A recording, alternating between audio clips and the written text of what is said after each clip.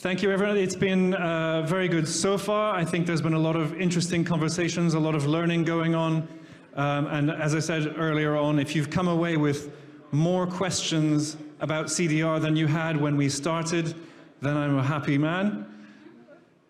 I would like to, before we go into our last session, which is the one that one that I'm very excited about, because I think it will be I don't know, it's just a super interesting approach to getting to know the sector. I did want to say a few words about the negative emissions platform. And for those of you who aren't so familiar with us, just to give you a little bit of history, NEP was founded about 3 years ago, and by our board members, Christoph Beutler from Climeworks, Dirk Pessler from the Carbon Drawdown Initiative, and Ralf Kotschwara from Field Code, which is the subsidiary of his company Hemmersbach. And so I just wanted to say a big thank you to the board members for founding the association, and also a big thank you to Anna Dubovic, who's sitting there in the back of the room, who was my predecessor as Secretary General of NEP. So thank you, Anna. Thank you, Christoph. Thank you, Dirk. And thank you, Ralf. I also wanted to say that NEP is a membership organization. Most of our members are CDR technology companies. We also have what we call ecosystem members, who are companies who are important to the ecosystem of carbon removals, but aren't necessarily doing the technology of carbon removals themselves. If you are not a member and you think you might like to be, based on what you've seen today, please don't hesitate to get in touch. And also, if you're interested in some kind of partnership, maybe you're representing a university or a research institute or a fund or something like that, and you think that there's an opportunity to work with us on something, please don't hesitate to get in touch about that. So without further ado, I would like to move into our next session, which is going to be hosted by Marta Krupinska. And I'll just stop talking there and leave it to her.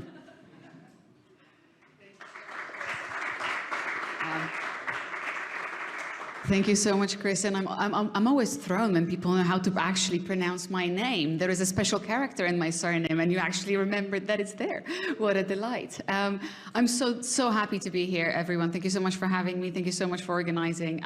My name is Marta Krupinska. I'm the CEO and co-founder of Curate. We are a market maker for carbon removals. We've been around for just under a year and slowly starting to make moves. And I suppose the reason why I'm so excited about being able to moderate this panel is, you know how everybody says that you might forget what people say, but you won't forget how people made you feel. And I have the incredible privilege of introducing humans behind CDR companies who are going to give you a little bit of insight into why they went into CDR, what it feels like to build a CDR company, how are these companies really working, what are the challenges that we're seeing. So we've sort of had this incredible background, incredible context on the science, on the need, on the policy, and now we'll be able to take it all into the detail and the concrete examples of people working in the field today. So with that, I would like to invite my fabulous panel, and that's going to be Henrietta Moon for Carboculture, LEILA Toplik from Carbonfuture, Nora Cohen-Brown from Charm, and Amy Ruddock from Carbon Engineering. Can we have a nice round of applause? Thank you. Oh, doesn't matter. Thank you. So, by the way, you know how we've all heard of manels, which is when everyone on a panel is a man? I don't know what it's called when it's all women, but it's fabulous, isn't it? And by the way, this was not by design. We just happen to be the incredible leaders in CDR. Let's start with a little bit of those personal stories. How did we get into CDR? I can definitely tell you. So do you know when sometimes this really fundamental thing happens in your life, and then you look back and you think, oh my God, how was this the moment? So for me, it was December 2020. I had been in tech my whole life. I founded and sold two companies before. I was working at Google running its startup programs and investing in startups from Google's balance sheet. And it's December 2020, and I am, wait for it, driving to an illegal Christmas party because it's COVID. Now, that Christmas party was 4 people in my friend's living room, our crazy, crazy social bubble. But in the car, my friend and former co-founder tells me about soil carbon, and it blows my mind. Because suddenly it sort of opens me up to this idea that, okay, hang on a second, so we can accelerate natural processes and there are different ways of pulling carbon out of the sky, and hang on a second, that means we can build these time machines that are going to pull carbon out of the sky. That means we actually have the ability to feel hope on the climate front. And let me just say, this was better than alcohol for that Christmas party. It sort of fueled the whole conversation. And then I started going into, it's going to be $1 trillion industry, and oh my God, we can get a bunch of supply from the global south and really drive a just transition. And I was long gone, and basically CDR has been my life since December 2020. But I would love to hear the stories of my incredible panelists. So Henrietta, starting from you, why did you go into CDR? What was that big moment for you? Yeah, I mean, I think the first time when I heard about carbon removal was 2013. I was at this nerd camp at NASA, and I met my future co-founder. And we were talking about the problem, you know, that there's too much carbon in the atmosphere, and somehow we have to bring it down. And what seems like an unsurmountable challenge is of course already happening many times a year with the carbon cycle, which is just broken currently. And so I was super fascinated by that. Fast forward 5 years, we actually started Carboculture. But in any case, I think understanding that we live on this planet with these systems that, you know, require our attention because now they're broken is kind of like mind-boggling, and that's what drew me to this as well.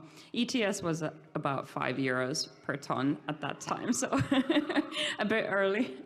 Wow, that's powerful context. Nora, what's your story? So also just want to say it's amazing to be up here with all of you women. It's very exciting.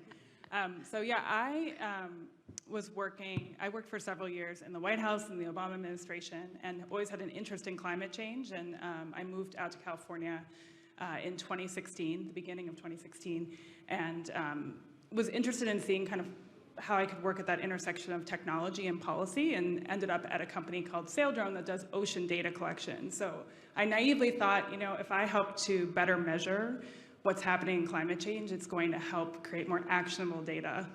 After a few years, I started to get very frustrated with the fact that we were collecting better data, but we were not acting any faster on climate change. So I started to look for other opportunities.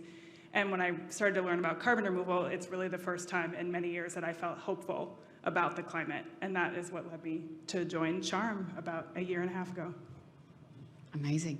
LEILA, over to you. Likewise, it's fantastic to be on an all-female panel. So I'm relatively new to CDR. I started Carbonfuture just 3 months ago as the Chief Communications and Trust Officer.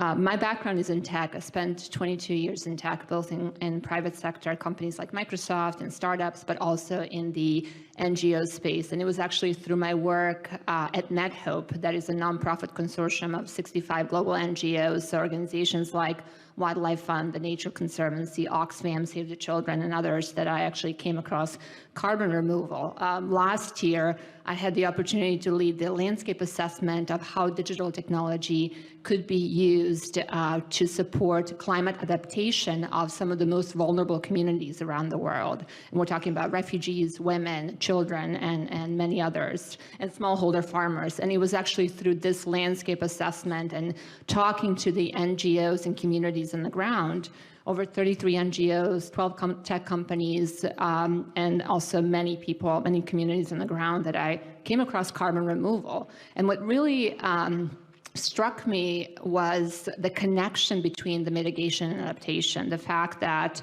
a technology can not only help us, carbon removal can not only help us achieve our climate goals, limit the global warming to 1.5 Celsius, and ensure that we have a livable planet, but also at the same time, it could benefit some of the communities that are most affected by climate change. And that's where I came across biochar and just really understood how it could be helpful, again, in capturing and storing carbon removal permanently, but also helping with soil rehabilitation and sustainable agriculture, and again, helping communities that are most impacted by climate change. I mean, the other aspect was also recognizing that what I've spent most of my career on, which is tech and ethics, was actually valuable in this field, so I wanted to bring those skills to carbon removal. Amazing. Amy? And I'm a PhD physicist who then spent a career in aviation. I was 10 years at the Boston Consulting Group working on aviation. I had 2 babies, and during my maternity leave, I took the time to go out and talk to airlines about potentially moving to them. So I moved to Virgin Atlantic, where I looked after corporate strategy, government affairs, sustainability, and Heathrow expansion. And the idea was that we brought all of the growth areas of the airline under my remit. And the thing that convinced me to leave and join Virgin was actually having sustainability, bringing my personal passion together with my professional passion for aviation. So it was September 2019, and I joined 6 months to the day before lockdown started. So I was then the person leading growth at an airline. So you can imagine post-COVID, I had the opportunity to think about what I wanted to do next. And I couldn't leave behind that problem of aviation decarbonisation once I'd learned. So I knew that direct air capture was a huge part of the solution, not just for removals, but also potentially for power to liquids. So I tried to follow my passion, reached out to direct air capture companies, joined Carbon Engineering about 2.5 years ago. And I think since we're talking about our personal stories, I say, you know, my 2 little girls are now 4 and 6, and I do travel a lot. I travel the world and talk about how we're going to use DAC, and I worry sometimes about the little time that I spend with them, but we get reports from teachers about what the kids say, and my 6-year-old had said to the teacher, my mummy works a lot, but if she didn't work a lot, then the planet would be more warm and there'd be lots of countries we couldn't live in. So that's why I do it.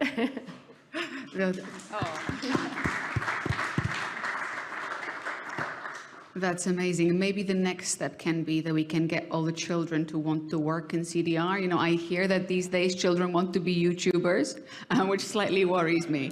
But I think maybe the next step is we make this industry so exciting that this is going to be the most inspiring and aspirational thing. My takeaway from this is what an incredible opportunity. We have such diverse talent in CDR. We've come from completely different backgrounds, and we're also doing something that's never been done before. And then how do you hire people with experience in that particular field? So it's awesome how everybody brings their different perspective to the table. All right, so personal stories done. Now let's learn about your companies.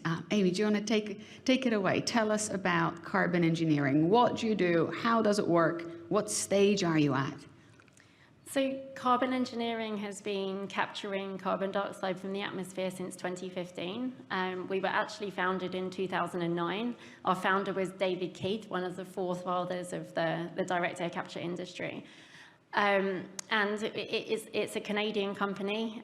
My role is to look after Europe and the Middle East, and I do it from London. But we're a technology licensor. We realized quite early on that when you're trying to build these large-scale infrastructure projects, then it really helps to partner with somebody who's done that before, and frankly has the balance sheet to put behind it. So our job as technology licensor is to look at what the innovations are and what could be the next stage of the technology. How are we going to get more cost efficient? But our main focus at the moment is commercial projects. We're licensing our technology to 1.5. 1.5 is a subsidiary of Oxy's low carbon ventures business, and my partner Steve is in the audience from 1.5. Construction has started on our first commercial scale plant out in Texas. It's 500,000 tons of carbon dioxide capture per year, and it should be operational in 2025. So that's very much the focus of the company now, but we're not stopping there. 1.5 has procured pore space across the US that has storage capacity of 6 gigatons. On the south coast of Texas, there's a hub that could deploy 30 direct air capture plants, and we've started the engineering on a second plant there that would be capturing 1 million tons a year. Very exciting. Thank you. Leila, over to you. Okay. Very interesting. So I'm with Carbonfuture, and Carbonfuture is a German-based startup. We work in 6 countries. We are 3.5 years old. What we're focused on is providing carbon removal you can trust, and the way we do that is through our platform that consists of a suite of products covering everything from supply, and specifically supply onboarding, qualification, due diligence, and we focus on a portfolio of durable carbon removal technologies, which was mentioned earlier. We also then do digital monitoring, reporting, and verification, which is key to ensuring quality. And then on the other side, we provide access, buyers with access and management of carbon removal credits. In terms of some of the momentum, last year we delivered 10,000 tons of carbon removal, which represented about 25% of the durable CDR market.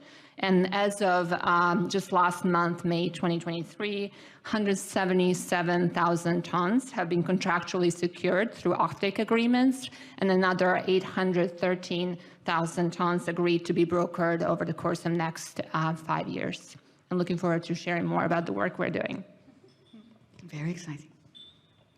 So I'm here from Charm Industrial, and what we do is we are also a carbon removal company. We remove carbon by processing biomass residues, so either forestry or agricultural residues. We put them through a process called fast pyrolysis, which we heat them up to a high degree without oxygen, and that converts those materials into a very carbon-rich bio-oil, which we then inject underground in end-of-life oil and gas wells or salt caverns. We have mobile units. The idea is that we can operate field or forest side, and to date we've removed about 6,500 tons of carbon permanently by injecting them in wells in Kansas. So we're starting to deploy at scale. We just announced our $100 million Series B funding round, and we also just signed an offtake agreement with Frontier, as well as a contract with JP Chase. So we have a lot to deliver on now, but we are also already delivering our carbon removal solutions, and we're in the process of expanding the number of pyrolyzers that we're operating in a number of locations. Yeah, I'm the founder and CEO of Carbonfuture. We're a carbon removal company as well, obviously here. But we're a technology developer and a project developer. So we develop infrastructure, so actual steel in the ground, and we're working on our first industrial scale plant near Helsinki, which is about 3,000 tons per year nameplate capacity, and it's done to industry standard engineering principles and so forth, so really shiny and new. Go and check it out. We're opening in August already, so very exciting times for us, and this is kind of like the leap to scale up. Our next facility will be fully commercial scale, so about 20,000 tons of CO2 removal, which will open in 2025. So as you can notice, infrastructure takes time to build. This is the part that needs to get faster, and obviously we'll talk about that in the panel as well. Maybe recent milestones. We were part of one of the largest portfolio of CDR procured like 3 weeks ago or something like that with the next gen deal, but then obviously Charm came in and swept the floor with a couple of bigger deals. So it's been pretty cool in the space in the last month, I have to say. Amazing, and really great to get some of the context of how far you've gone, how much availability of stock you've got. I mean, just to put it into perspective for those that don't know, depending on who you ask, there was between 100,000 and 200,000 tons of durable, high-quality carbon removal last year available for sale. And here we're talking about, hundreds of thousands, millions of tons. So clearly there is supply coming our way, which is very exciting.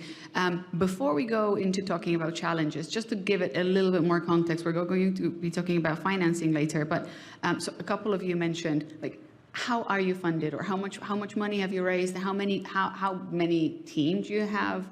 Any color on that would be helpful. Sure, we're at the seed stage, so about 12 million euro private investment, and about So venture capital. Yeah, and then 30 people around the world in 6 countries. Very cool.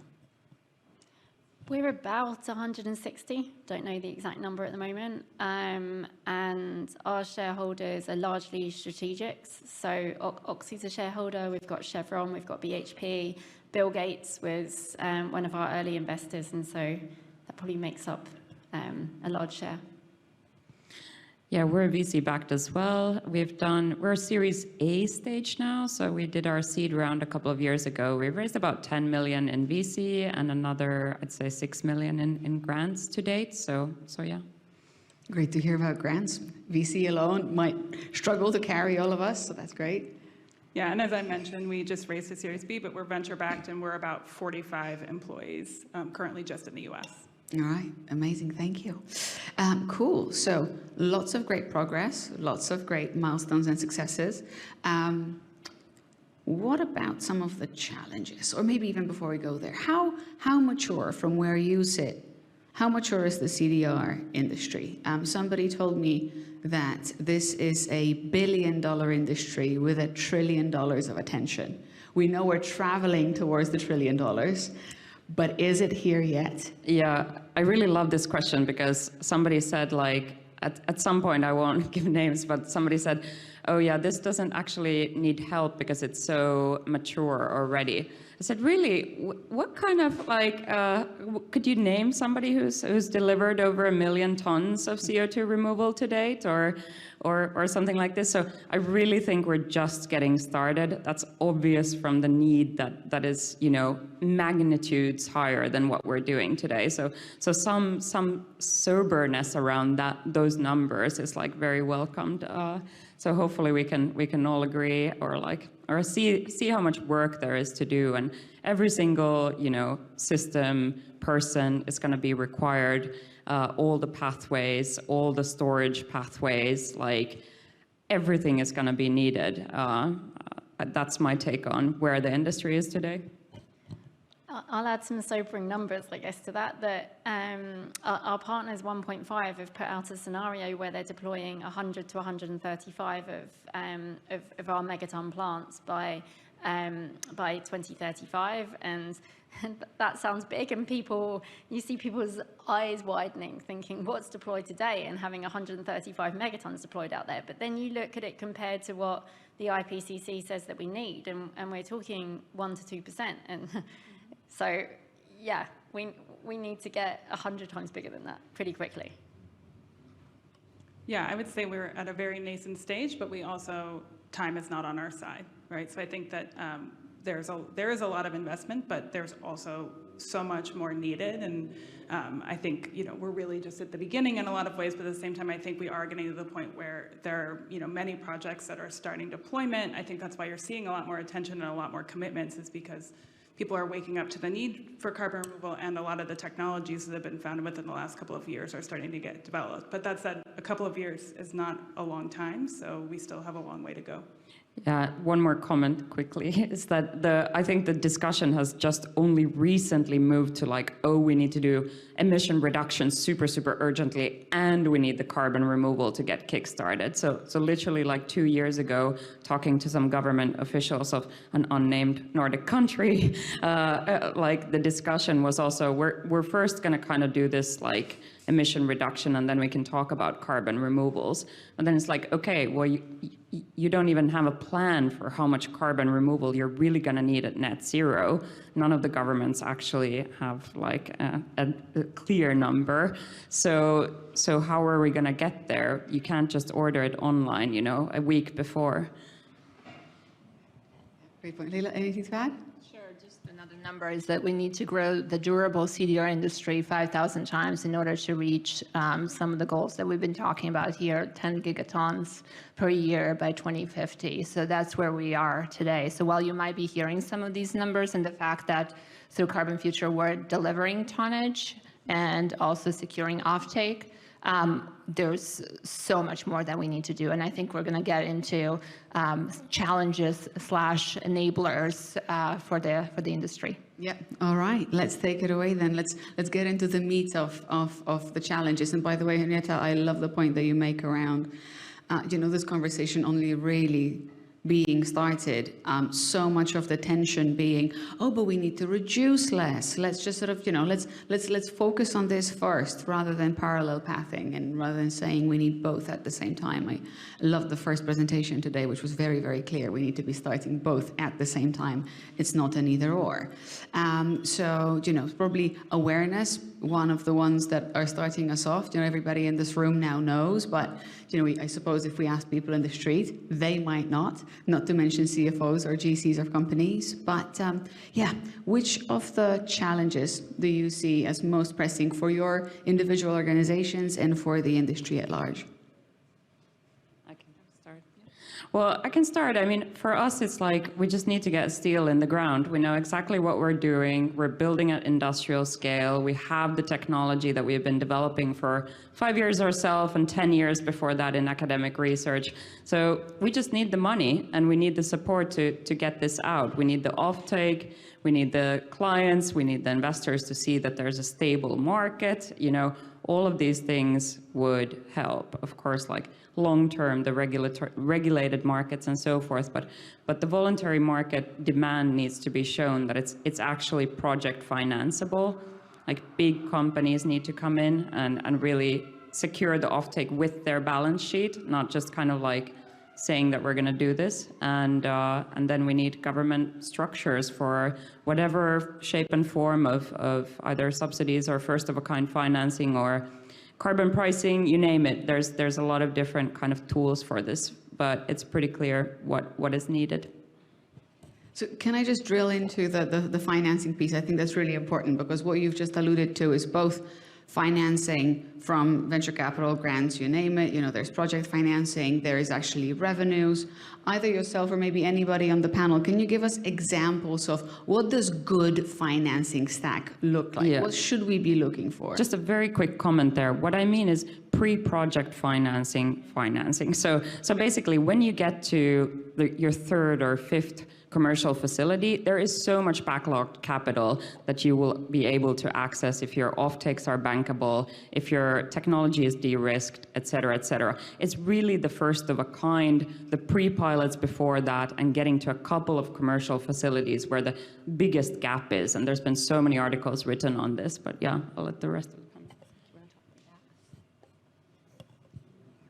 Yeah, I think to give some examples, over in the US, why is the first plant being built? Well, the Inflation Reduction Act has helped a lot. The 45Q tax credit will give $180 per ton for atmospherically sourced CO2 through DAC that is then stored. And certainly that's a huge catalyst and it's part of the revenue stack. But for the first plants, it's not enough. So over and above that, 1.5 has been able to go out to the voluntary market and secure offtake from Airbus, for example, has secured 400,000 tons from the first plant. And it's those big names that become bankable in the future. And ultimately, the aim is, of course, to be project financeable. I think we were talking as a group before we got on the panel about the role that government procurement can have in that, because ultimately what you're trying to do in the early days is prove that you have that revenue stack before you build. You have technology risk for the first of a kind plants, and on top of that you have market risk. So that is somewhere the government can step in.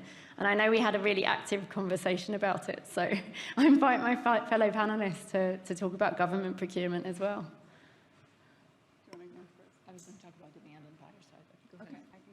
Yeah, I would say that, we need more of everything, right? And I'd say that at Charm, we have kind of the, sticky technology challenges still of like bio-oils, this very icky, sticky substance that hardens. We've had, there's that kind of thing to work through. But then, the larger question is, as we scale, how do you get through that valley of death between demonstration and full scale? And we have mobile units, so it's sort of a different process. But I think that when you think about what is the market size for CDR, the voluntary market's never going to get us to the goals that we're talking about. And given the time frame, without compliance markets that support also the full range of CDR solutions and that are technology neutral or technology inclusive, I think those are things that are very critical for us to actually scale what we're doing quickly enough. And I think it's also challenging because it's not something that has a natural market without the government saying this is something that is needed. There's an element of public good here, an element of,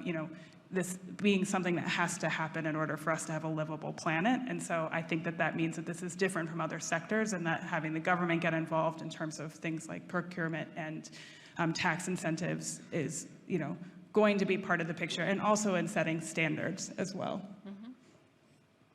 Just to echo on that, I think this is the first market ever that VCs are actually listening to what regulators are doing and interested in it. So just a comment.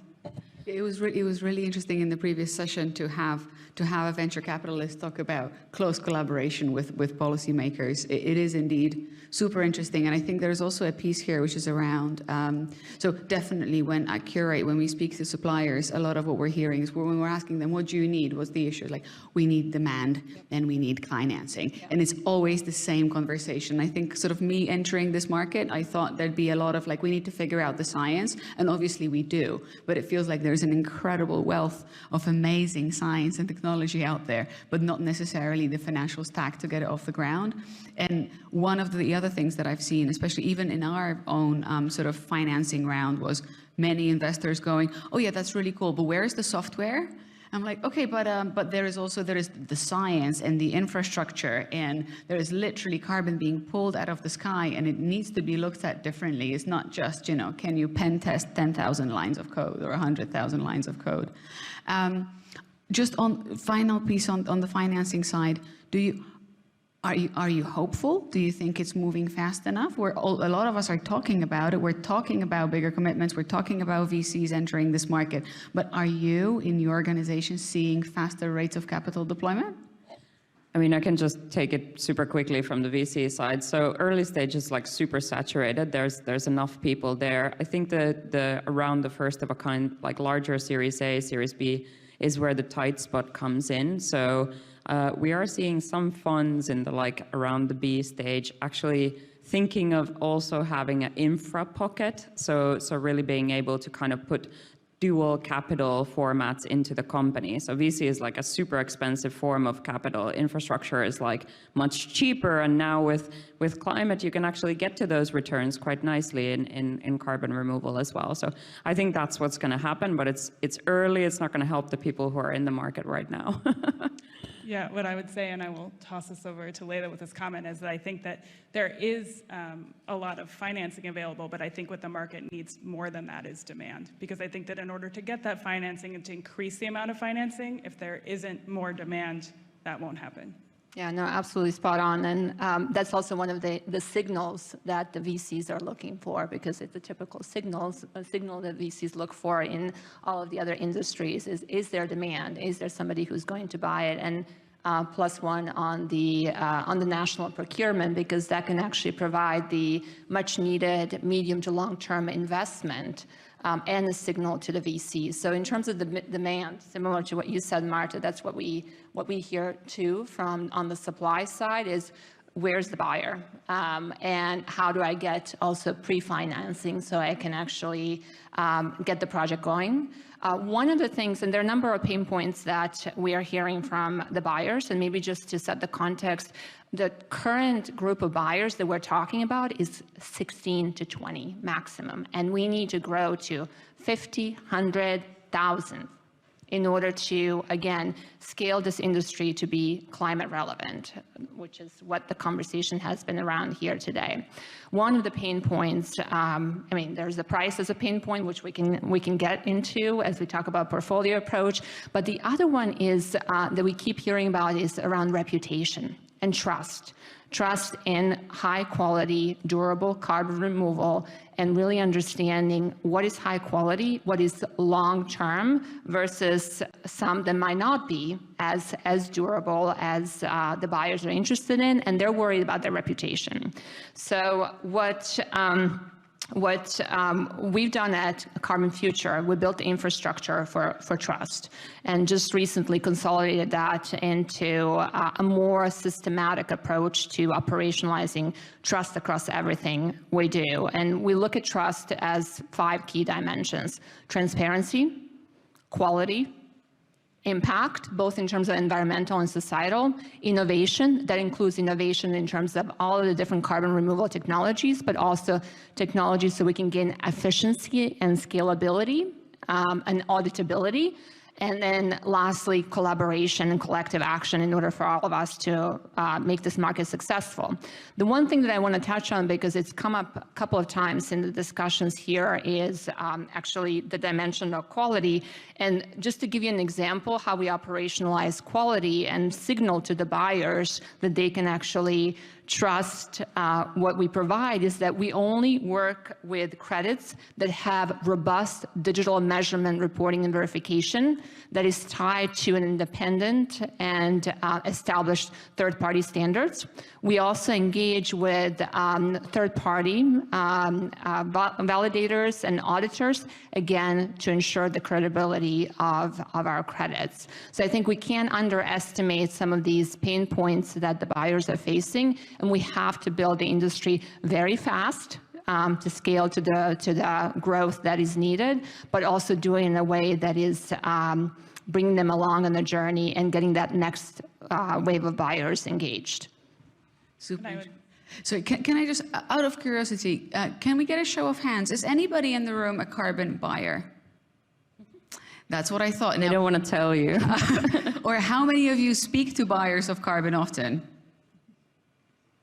All right, I hope that all of you are going to make a mental note to evangelize all of the people you speak to off the back of everything that we're all learning today, because there's definitely a huge awareness conversation that needs to happen. But yeah, sorry, Nora, back to you. No, I was just going to add to what Leila said to say that I also think that's where there needs to be participation from governments and compliance markets, because it adds a layer of trust in terms of the technologies, and they also have access and the pipeline to the best available science on some of these issues to help inform that process and create frameworks that help people to validate the validity of the technologies and their verify that carbon is permanently removed. Can I make a slightly contrarian point? Let's see where this is going, how this is going to land. So obviously buyers are saying, oh, but we need proof, we need certifications, we need MRV. Of course, we need all of those things. They need to be developed. Also, buyers have been pretty happy buying cheap offsets for a while. So, any other thoughts on what are some of the other challenges that the buyers might have that we might be able to collectively overcome? Like, for instance, what are you hearing on, where do these budgets come from? How do the buyers create budgets for this without compliance market? What are you hearing? Yeah, I mean, I think it's good that the compliance markets, at least the ones we have here in Europe, are steadily rising. And I think that's the kind of key signal that investors are looking at, not like some estimated future carbon price. But yeah, I mean, it's so tricky, because I'll also say something contrarian. All of the nature-based stuff is actually no matter, they have their issues, but it is very needed that those rainforests stay alive and all of that stuff. So maybe we need a different form of credit for that, but it's definitely very, very valuable. So hopefully we can find a way to coexist in the high durability, high credibility, and then mix with some of the nature-based stuff. I'll go back to my industry, to aviation as one of the other considerations on mine. So when airlines look at their decarbonisation pathway and you get to 2050, the mix is sustainable aviation fuels and its removals. anything like next generation aircraft, even if it's available tomorrow, it's not going to make a huge dent in fleets, because planes last 40 years, maybe 25 years in Europe, and then 15 years it goes off elsewhere, but 40 years or so. So then the very visible carbon price today is the ETS, but the less visible one is the implied carbon price within fuels policies. And today, looking at some trades around HEFA, the kind of first generation sustainable aviation fuels, you're looking at an implied carbon price of around €500 or more. So I then kind of go to my view of, I'm a physicist at heart, and what really matters is carbon in, carbon out of the atmosphere, and that could be during the value chain, or it could be after. So if we apply that view of what really matters is that balance, then 1 plus minus 1 is also 0. And I think what the conversations we're having sometimes with airlines is that technology push towards just SAF mandates is challenging in ways, because SAF is going to be feedstock limited.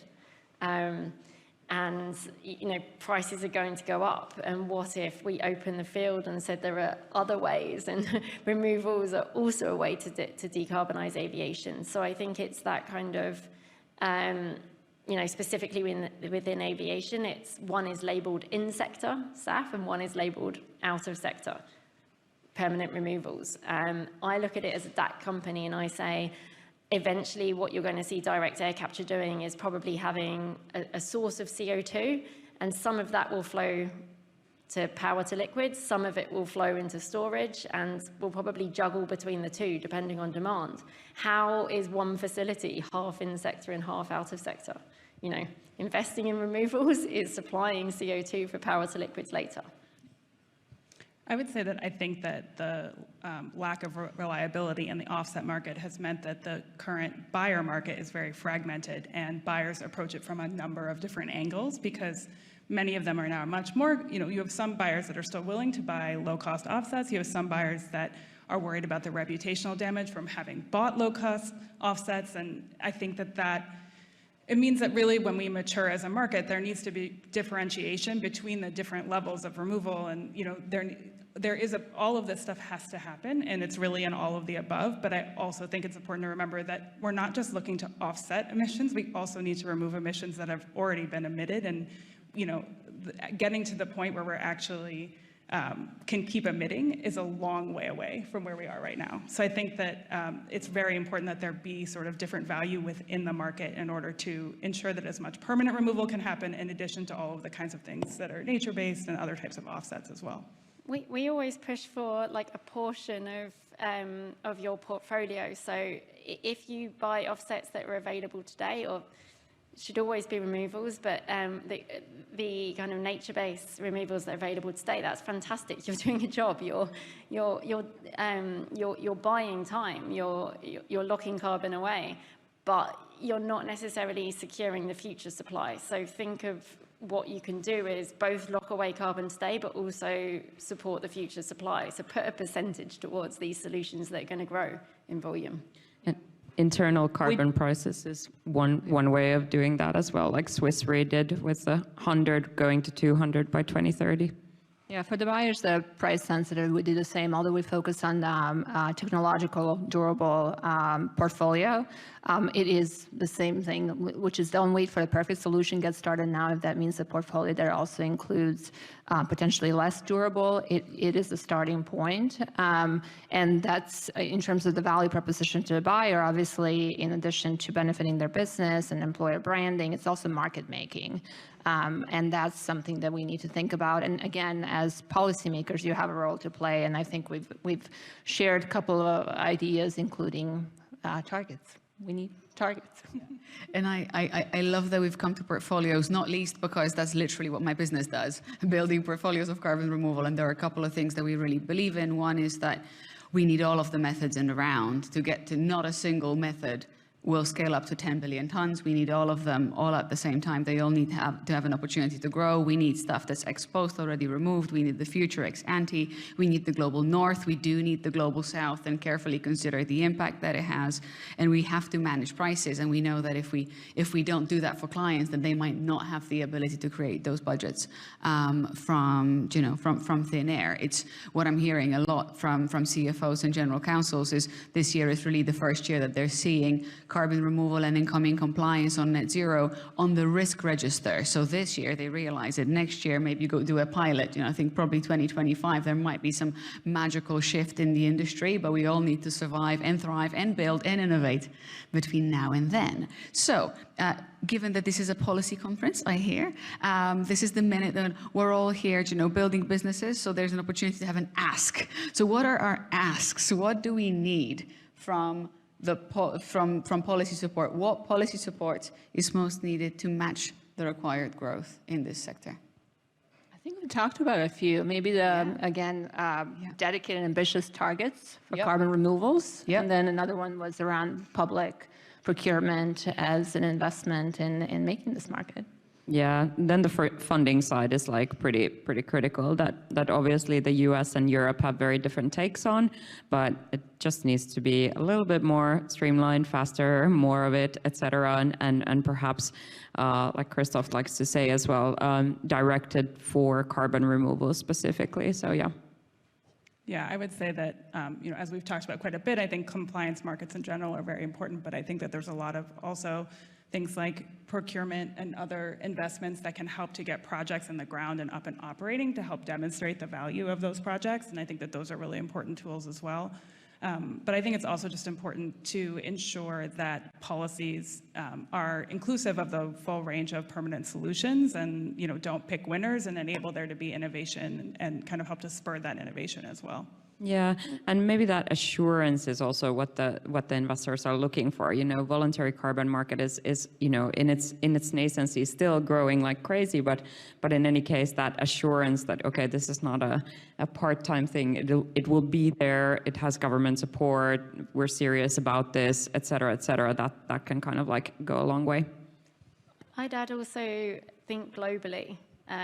When you're deploying these things at scale, sometimes the most cost-effective place, like from direct air capture, the most cost-effective places will be close to storage. They'll have abundant renewables available. They'll have the right skill sets available. That's not necessarily within the boundary of the jurisdiction that's thinking about its demand. So I take, for example, some of the conversations in Europe that are putting a European boundary around the provision of removals. I get it, you need to create jobs in the transition, but it doesn't necessarily mean putting the whole project on your soil. You can think about roles in value chains. We're building a plant in Texas, but a good portion of that supply chain is coming from Europe. So I think we need to set policies that think about collaborating with other countries as well, other markets. Yeah, and I think to build on that, I would also say that it's important that policy helps to create guardrails both around the trust issues that we're talking about, but also around making sure that communities are involved in the process and are involved in the process of choosing the types of projects they want in their communities or understanding what the projects are, and that's built into the process so that we're not repeating some of the mistakes of the past when we deploy these new technologies. Yeah, and I'd love to build on that and also link to our earlier conversation around CRCF. The current geoscope of CRCF is limited to the EU, which I think we're all sort of agreeing that could be counterproductive. And a couple of just examples to amplify what also Amy was saying. A number of EU suppliers we're seeing are already taking advantage of some of the favorable conditions in the global south, whether it's better climate or more suitable biomass availability for biochar, existing operational experience, cost, And second, we also know from our experience that with the right diligence in place, with comprehensive training, with frequent verification, the CDR that's procured in the Global South could meet those high-quality, rigorous standards of that Europe needs. And another thing that we're seeing is that at the same time, it could contribute to the sustainable development in the communities that are deeply affected by the climate change. So for example, smallholder farmers. Maybe just to give you an example of a couple of our partners that are working in this space, Dutch Carboneers, Mash Makes, Biochar Life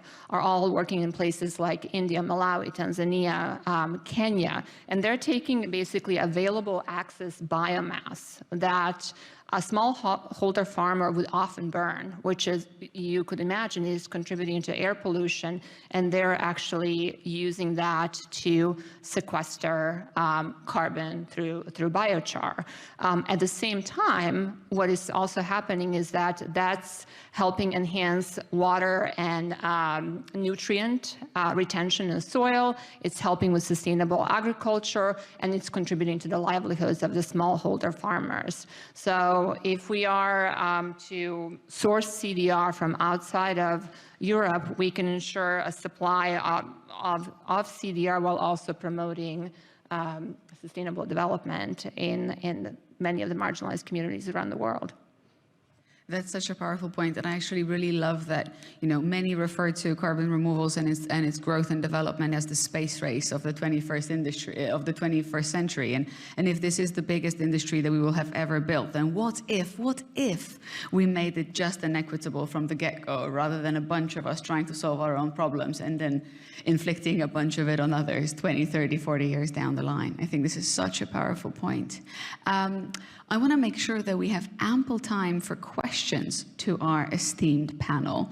There is an opportunity to learn directly from people running CDR businesses in 2023. It's early, it's exciting, there's lots of opportunity, lots of challenges. Anybody got any questions?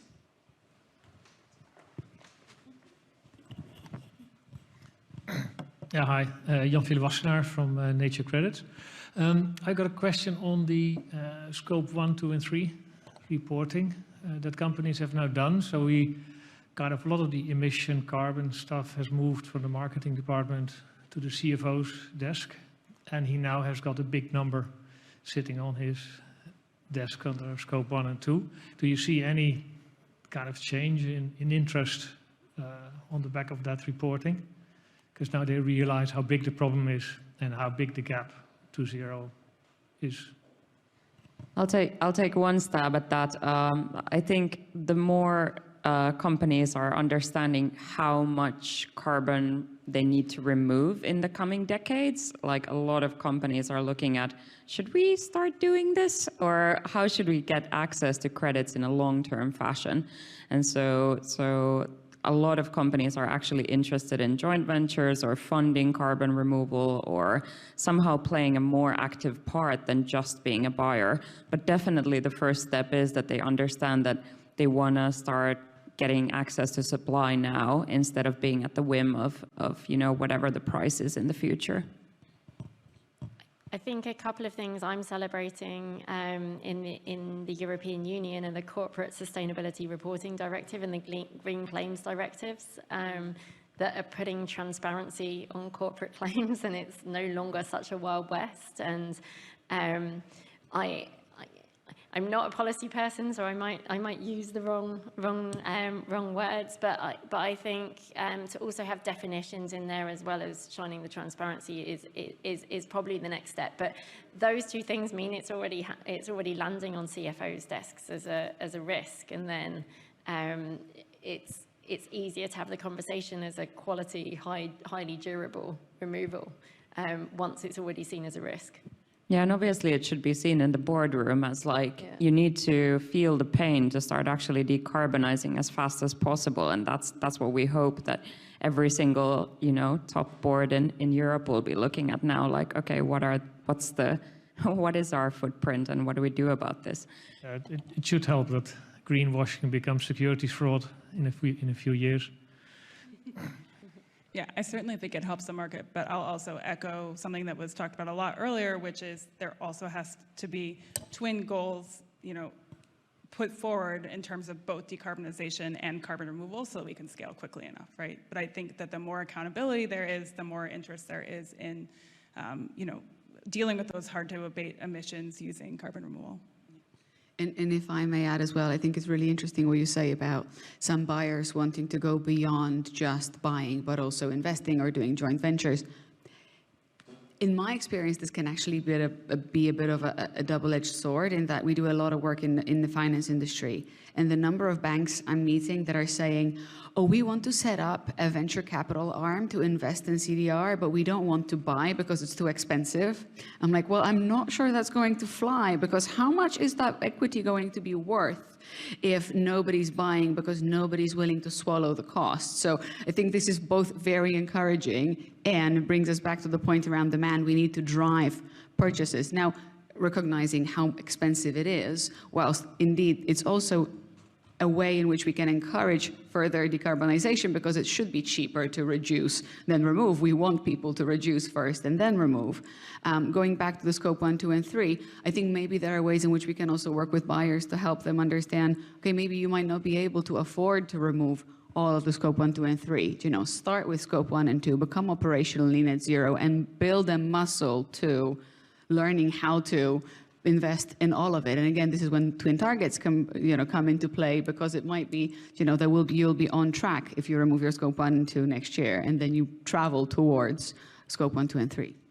Yeah, one more thing on this topic, which doesn't actually have anything to do with the credits themselves, but we're seeing a lot of industrial companies reanalyzing their carbon footprint, their energy needs, the existing infrastructure they have today, because they have these targets that they're moving towards. So, for example, like we're a net energy producer. So when we co-locate with an industrial, we can actually help them decarbonize and then potentially even sell some of the credits. So there are these wider things that are hopefully happening beyond just the credits that are being looked at.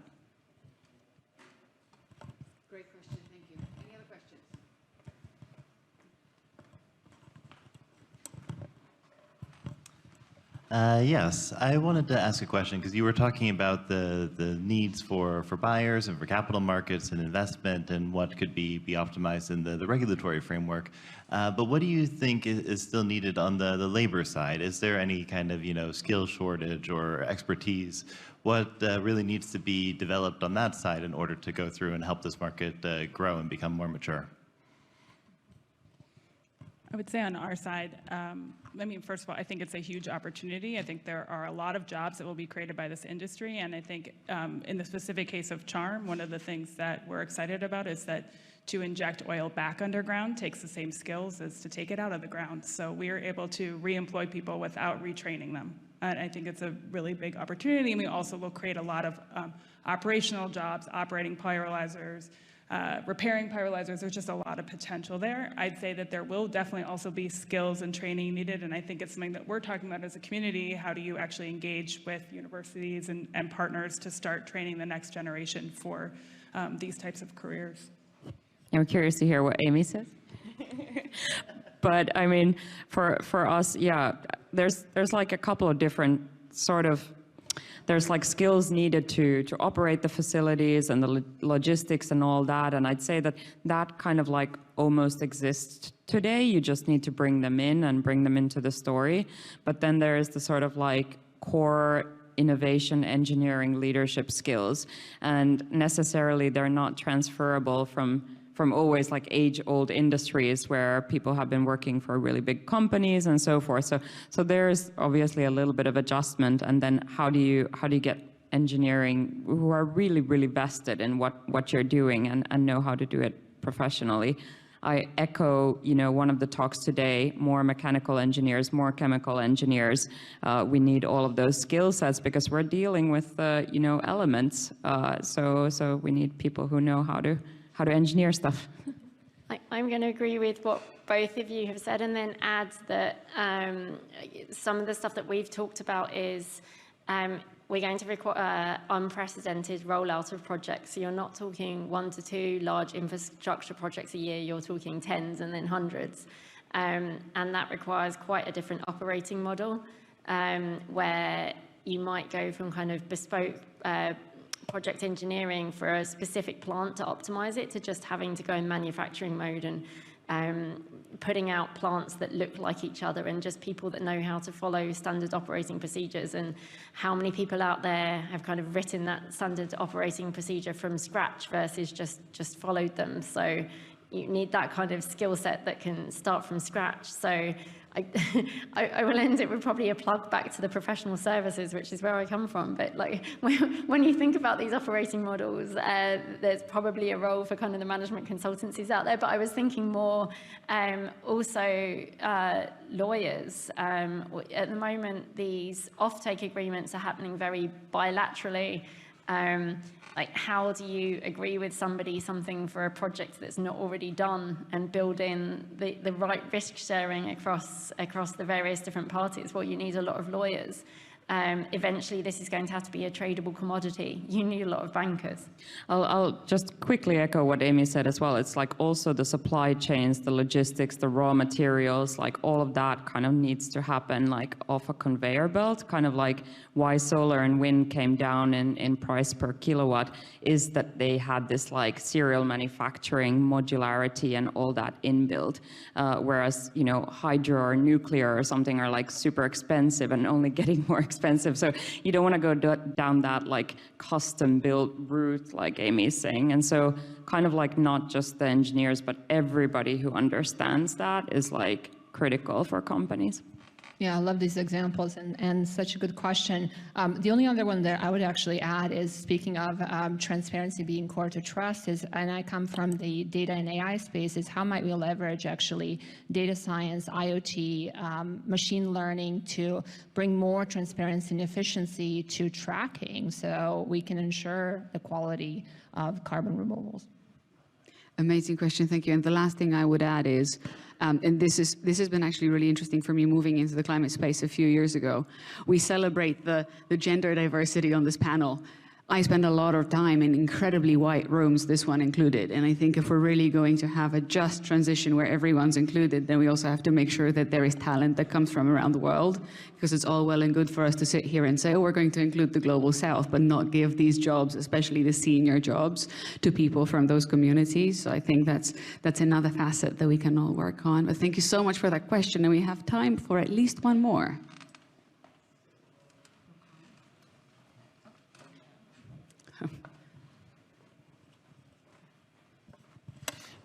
Yeah, you mentioned, or you touched on getting trade, actually companies wanting to buy the product. And like I said, everything is bilateral. So which from a corporate compliance regulation point of view, trader mandates, it's a complete nightmare. Do you see the kind of the removal market and voluntary market moving to some kind of listed exchange type of thing? The regulated or the compliance market is already on the things like EEC and a couple of exchanges.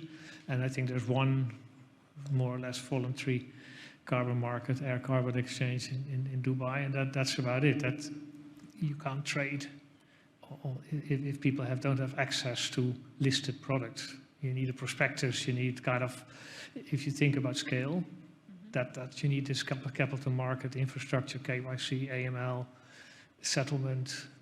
You want to settle 10 billion tons, say, times $100. That $1 trillion is not going to be done on PDFs and a spreadsheet. That needs infrastructure. Or with massive sales teams. Yeah, I guess the massive trading desks are taking that role a little bit in the voluntary carbon market, where, you know, energy majors, super majors, or banks or something like this. But yeah, totally echo that when we need the regulated market or something similar to kick in to be able to bring that assurance to buyers. That's certainly a possible direction for reaching scale. Yeah.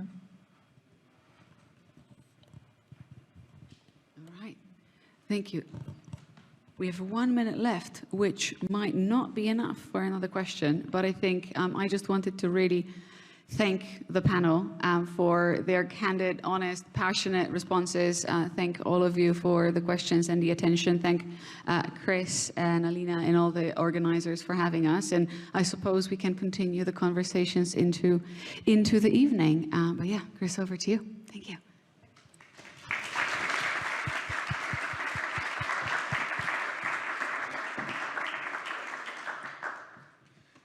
Thank you. Thank you. Hello? Number one? Okay. Yeah, thank you very much, Marta, and all the ladies from this panel, which I really, really enjoyed. Super to have an all-woman panel, which is such a different vibe from an all-men panel or a mixed panel. Thank you very much for that. So we're drawing towards the end of our evening, and we hope that you have really found this useful and valuable. As I said before, we hope that you will leave with more questions than you came with, so I hope we've met your expectations. Thank you very much, and I think this is a good standard to set, an amazing standard to set. I don't know if we can beat it next time, but hopefully we can.